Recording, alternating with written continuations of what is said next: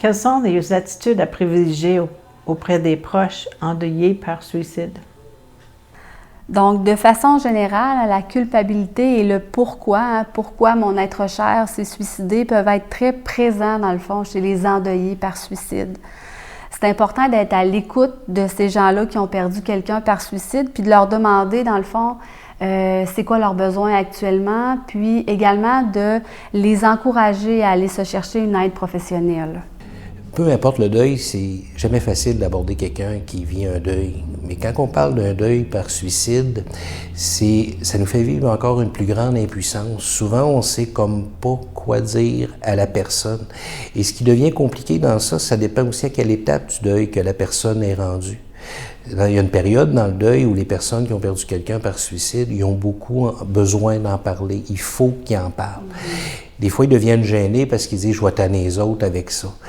Et les gens, des fois, ils ne savent plus quoi faire en se disant « arrête pas de m'en parler ». Mais dans ce temps-là, il faut les laisser parler. Puis après ça, on peut rester surpris parce qu'à un moment donné, on prend des nouvelles et là, c'est comme s'ils ne veulent plus en parler. Puis là, on ne comprend pas ce qui se passe parce qu'il y a une autre étape dans le deuil où c'est « je n'ai plus le goût d'en parler, je n'ai assez entendu parler ». Donc, ce que moi je dis souvent aux personnes endeuillées, c'est dis-le à ton entourage de quoi tu as besoin. C'est-tu de pas en entendre parler? C'est-tu d'en entendre parler? C'est-tu de te changer les idées?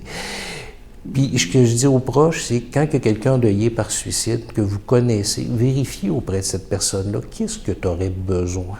As-tu le goût qu'on en parle? As-tu le goût qu'on change les idées? As-tu le goût qu'on fasse autre chose? Je pense que c'est important d'être capable de se le dire, puis ça nous aide à mieux vivre le malaise. Effectivement, donc, il y a des professionnels qui sont là pour nous accompagner, en fait.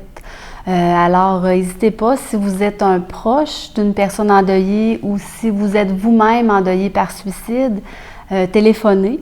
Donc, il y a des professionnels qui vont vous accompagner dans votre demande d'aide, qui vont vous supporter, qui vont vous écouter également. Donc, 1-866-APPEL, 1-866-277-3553. Donc, ce service-là est rapide, gratuit et confidentiel. Il est disponible 24 heures sur 24, 7 jours sur 7.